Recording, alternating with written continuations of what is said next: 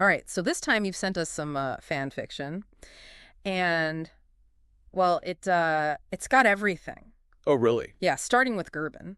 Gerben having a huge scare over by the Maria Hoove. Oh. It's late at night, he's on his bike, everything's quiet, Yeah. and then bam, he sees this figure. Oh, no. It looks like a human, but it's kind of glowing. Glowing. And it has these creepy, like, glowing slit eyes. Oh, my goodness. Yeah, it's a lot. And I can't say I blame him for being completely freaked out. Oh, no. Especially because after he races back to the Klinkhammers, to tell everyone what he saw, they all have these theories about what it could be. I bet. Yeah, that's really interesting how, one sort of unsettling event can have this ripple effect in a small community. Yeah. Gerben's fear is that initial spark. Yeah. And it leads to others reporting similar things. And then eventually you have this really tangible event, the crop circle. It makes you think about how, individual perceptions and local interpretations all get mixed together when something out of the ordinary happens. Exactly. And that's what's so cool about this one, because it's not just one strange thing. You've got Gerben's encounter and these 3 students who also report seeing a glowing figure. And then to top it all off, you have this anchor-shaped crop circle that appears. Wow. Yeah. So our mission, and we gladly accept it, is to try and untangle these linked mysteries. How does this glowing figure, the students, and the crop circle all connect? And how do the villagers try to make sense of it all? It's a great question, and it makes you think about how much weight we give to eyewitness accounts. Right. Especially when fear is involved, Mm-hmm. and maybe even local stories or legends play a part. Gerben immediately says ghost. Yeah. While the Klinkhammers, they offer these more down-to-earth possibilities prank students. Right. Maybe even someone who's into UFOs. It shows how we try to categorize these unusual things. Right. Using the frameworks we already have. Yeah. So let's go back to Gerben's bike ride. Yeah. So he's riding his bike late at night, and he sees something moving in the reeds. Okay. And initially he thinks, oh, it's an animal needs help. Right. Of course. So he stops his bike, good Samaritan. Yeah. And this is where it gets weird. Yeah. This being appears, and it's like a human, but kind of see-through. See-through. And it's glowing. Still glowing. Yeah, and it has these glowing slit eyes. That's so creepy. It's straight out of a horror movie. It really is. And the Klinkhammer family's reaction is so interesting. Yeah. It's like a microcosm of how a community might respond to something so bizarre. Yeah. You've got Hilke and Siatse, those twins? Mm-hmm. They immediately start trying to come up with logical explanations. Yeah, they're very practical. Right? Could it be students playing a prank? Yeah. Or campers with weird equipment? Right. They even suggest a secret agent or someone trying to catch eels. Yeah. I mean, It's got the ring. they're trying so hard to find a normal explanation. Yeah, and then you've got Klinkhammer himself, who suggests maybe it's Mr. Leyleval, Oh, right, Mr. Labeled. the UFO guy, which kind of shows that the idea of unexplained phenomena isn't completely unheard of in the village. Right. But then Mother Klinkhammer, she's having none of it. No. She's the skeptic of the group. Yeah. Ghosts. She doesn't buy it.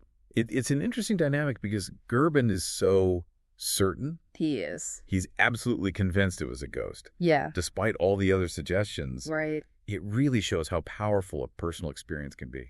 Yeah, and Hilke and Tsitsi being the, hopeful souls that they are, Yes, always. they offer to investigate. God bless them. Which is how they get pulled into this whole thing. It's the start of their adventure. So they grab their boat, the Kameleon, Of course. head over to where Gerben saw the figure, and they're looking around, and they even notice some broken reeds. Ooh, broken reeds. What could that mean? Right. They try to make something of it, but, Hilke points out it could just be the wind.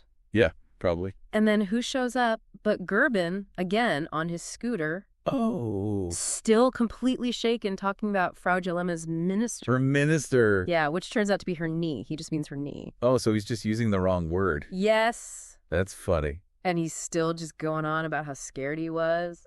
It's funny, but it also emphasizes his fear. Yeah. I mean, the twins are trying to be logical, Yeah. but they're taking his experience seriously. Yeah, and then just as they're looking around, they spot these 3 students, Dimitri, Fred, and Michelle, walking along the dike. And they've just come from a cafe. Okay. It's like 1 a.m. They're Okay. actually trying to find the police station because they saw something too. No way. Yeah, and what they describe, well, it sounds a lot like what Gerben saw. Really? A scary, human-like figure glowing. Oh, wow. So now you have multiple people seeing this thing. Yeah, and they give some more details. They say it had dark fur, glowing almond-shaped eyes. Mm-hmm. Fred specifically remembers the eyes being green. Green glowing eyes. That's terrifying. It walked on 2 legs, and they think it might have had a white stripe on its head.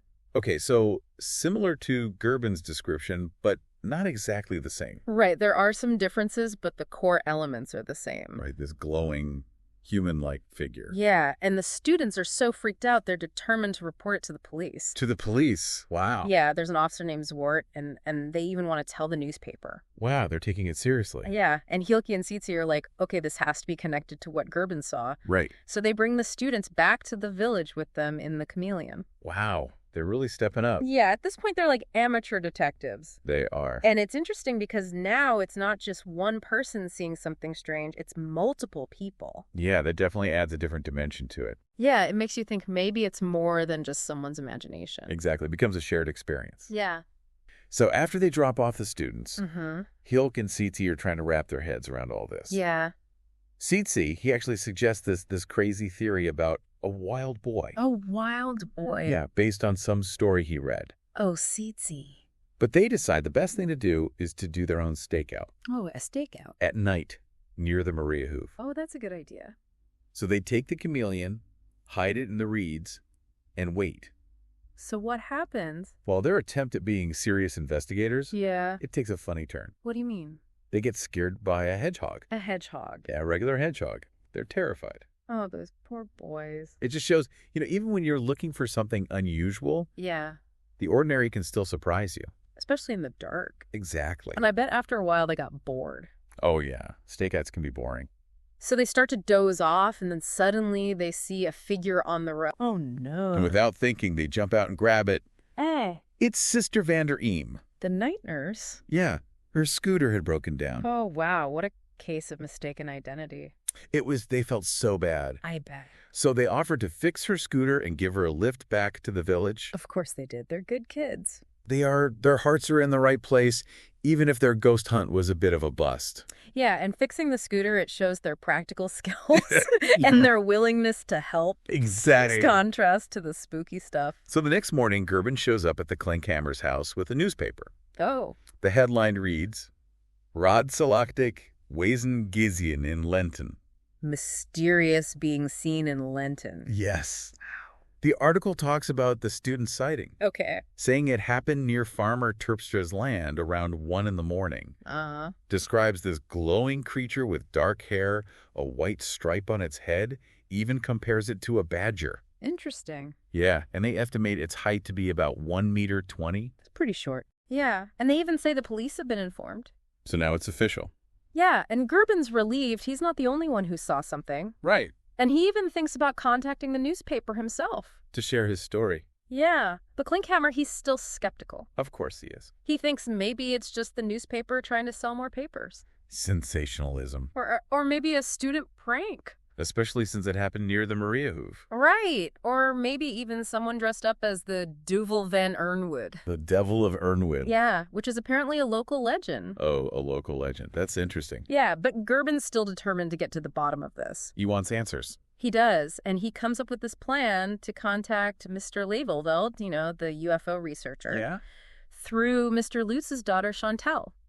Okay. Who he likes. Oh, a little side romance. Yeah, and just then Spilstra arrives with Sister Vander Eem's scooter. Oh, right. All fixed up. They kept their promise. They did. So now the investigation takes a bit of a turn. Well, Hilke and Tsitsi, they fix the scooter. Yeah. And they start to suspect their friend, Keys. Keys? Why Keys? Well, he lives near the Maria Hoove. Right? And they're starting to wonder if he might be involved somehow. Oh, okay. They also try to figure out what those weird sounds the students reported could be. Oh, right. Like maybe an owl or someone whistling. Okay, so they're really trying to cover all the bases. They are. And then they run into their cousin Marcia and her boyfriend Lucas. Oh, yeah. And Lucas is an ICT specialist. Oh, so he works with computers and technology. Yeah, and he's Gekop Geld, really into making money. Okay. And then Keys bursts in all excited because there's a crop circle. A crop circle? No way. Yeah, on Farmer Terpstra's land. Wow. Apparently the Rikspoliti saw it from a helicopter. Wow, so it's definitely real. And Keys, of course, is convinced it's aliens. Aliens. Yeah, he's seen it all on TV, but Lucas jokes about it being amorous hedgehogs. Amorous hedgehog. Yeah, and Marchie wonders if it was just a low-flying helicopter. So a lot of different theories. Yeah, and all the boys, Hilki, Tsitsi, Keys, and their friend Lau, they get together in the Chameleon's boathouse to talk about it. Okay, so what do they think? Well, Keys is adamant it's aliens. Alien. But Lou's not buying it. No. He says all those TV shows Keys watches are full of pseudo-Jalirdan. Fake scholars. Yeah, and he insists that crop circles are always man-made. Right, so you have a real clash of opinions here. Yeah, but they decide to go check it out for themselves. Oh, from the windmill? Yeah, Keys windmill to woot up while his parents are out. Sneaky. And once they're up there, Tsitsi draws the crop circle. Okay. And it has this really distinctive shape. What is it? It's shaped like an anchor pointing west, and it has a big eye in the middle. An anchor with an eye? That's strange. Yeah, Lou thinks maybe it's an old symbol. Yeah. Keys is still going with aliens. Aliens. And then there's the obvious, it looks like an anchor. Right. So they decide to try and solve it themselves before going to the police. So they're still playing detective. Yeah, and later they show their drawing to Marcia and Lucas. And what do they say? Marcia jokes that it looks like a landing spot for an alien airship. Oh, Marcia. And all this time, Gerben is still trying to get in touch with Mr. Livelvold. The UFO guy. Yeah, but no luck. Although he does have that sailing date with Chantel coming up. Ah, young love. Yeah, and then things get really interesting. How so? 2 actual UFO researchers show up at the smithy. No way. Yeah, Mr. Mazdam and George Friedman. The George Friedman from TV. That's him. They saw drone footage of the crop circle online. Oh, wow. And all the reports of the glowing figure, and they want to investigate. So the story has spread.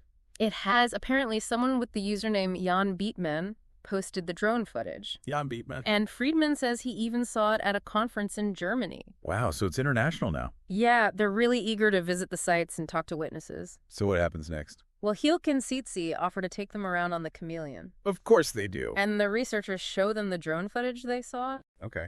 And it gives this clear view of Jalima's farm, the Maria Hoove, and the crop circle. The anchor. Yeah, and Tsitsi is able to point out the exact road where the students saw the figure. Okay, so now they have a lot of information. They do. And Klinkhammer notices that the drone footage was posted online just ergisteren. The day before yesterday. And he says something about living in a water sport area. With a knowing look. Yeah, like he might suspect something. Okay. And then he winks at Gerben about this Jan Beatnam character. Jan Beatnam, not Beatman. So maybe he knows more than he's letting on. Maybe. The ufologists accept the offer of a boat tour. They're ready to see it all for themselves. Yeah. So they set off on the Chameleon. They do, and they're recording everything Hilki and Tsitsi are telling them about the students. And all the details. Names where they study everything, and when they reach the Maria Hoove, Keys is over the moon. Why? He gets to meet his idol, George Friedman. Oh, of course. And he offers to show them the view from his windmill. And he even gets permission from Farmer Terpstra for them to examine the crop circle up close. Really? Yeah, although Terpstra is pretty skeptical about the whole thing. He calls it Poppenkast allemal. Like a puppet show. Yeah, and flauwekul. Basically nonsense. Okay, so not a believer. Yeah. No, but he agrees to let them look around for a small fee. Oh, so he's making a bit of money off of it. Yeah, he figures why not, and he suspects it's just students messing around. So now the ufologists are at the crop circle. Yeah, they're examining the flattened grain with Keys right there beside them. And what does Keys think? Oh, he's loving it. He even claims he feels dizzy and warm. Oh, no. And the ufologists say it's the energy from the crop circle. Oh, wow. But then Tsitsi finds something, a chewing gum wrapper. In the crop circle. Right in the middle of it, and it's a well-known brand. So maybe not aliens then. Maybe not, but the ufologists, they take more drone footage, close-up photos, the whole works. They're documenting everything. Yeah, and Friedman promises to send copies of the photos to Keys. Through Hilki and Tsitsi. Okay, so then they leave. Yeah, they're happy they got to investigate before anyone could mess with the site. Makes sense. And that evening, there's an article about the crop circle in the local paper. With a photo. Yeah, they say it's from the Rikspoliti helicopter, and they warn people not to trespass on Terpstra's land. So it's really become a big deal. It has. So what happens next? Well, now the focus shifts to this medieval festival that's happening at the Maria Hoove. Oh, fun. Yeah, Lou is all dressed up as a Knight Ritter Lou, he calls himself. Cute. And Hilki and Tsitsi, they decide to dress up as Floris and Sindala from that old TV series. Oh, wow. Yeah, they make these elaborate costumes. Oh, okay. And they even arrive at the festival by motorboat with Lou as Tsitsi's Schultnap. His squire. Yeah, and they bump into Keys, who's wearing an eye patch. An eye patch. That's funny. It is, and they see all these familiar faces in costumes. Like who? Well, there's Bap de Vries dressed as a cross-dressing money exchanger. Okay. And Sutard is the town crier. Oh, wow. So the whole village is getting involved.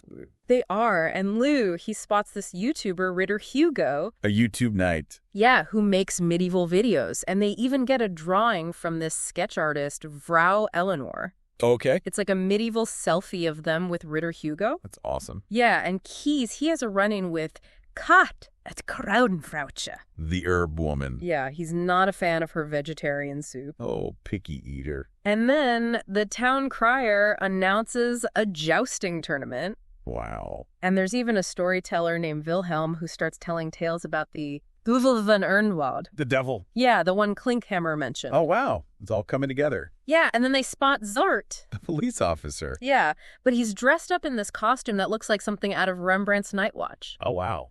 They also see Marcia and Lucas in the crowd. Okay.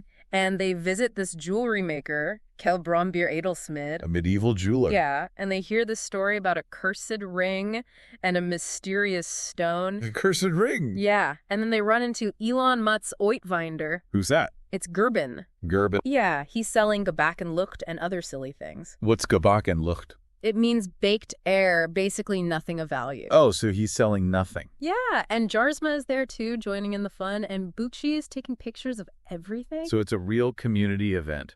It is, and then they all go to watch Tizong, who's a Special Olympics crossbow champion. The crossbow champion. Yeah, and he shoots an apple right off the top of a straw dummy's head. That's impressive. It is. They try it themselves, but they're not as good. Not surprising. And then all of a sudden there's this commotion. What happened? Zort, who's still in his Night Watch costume, he arrests Gerben. He arrests Gerben. Why? It's part of the show. Oh, okay. Everyone's laughing, and Jarzma pretends to be a Gezant van de Koning and starts throwing apples. That's funny. Yeah, it's all very lighthearted, and eventually Zort lets Gerben go. Of course. And to top it all off, Ritter Hugo, the YouTuber, gives the boys these sketches. Yeah, that Vrouw Eleanor drew of them earlier, one at the crossbow range and one with the herb woman. Oh, wow. That's a nice surprise. Yeah. So after all the festival fun, the mystery starts to unravel. What do you mean? Well, Zwart finds some discarded clothing near Frau Dijkstra's bins at the windmill. What kind of clothing? Leggings with green paint on them, a dark sweater, and an old-fashioned hat. Okay. And Frau Dijkstra says they don't belong to her. Right. She points out the green paint and says they're too small for her. So Zwart thinks it's the disguise. Yeah, the one used to impersonate the glowing creature. Oh, wow. So he takes them as evidence. Okay, so is the mystery solved? Well, not quite. What happens next? Zord tries to search Marchie and Lucas's stuff at the B&B where they're staying. Okay. But he can't. And he starts to suspect Lucas. Lucas? Why Lucas? Well, remember, he's the ICT specialist. Yeah, the computer guy.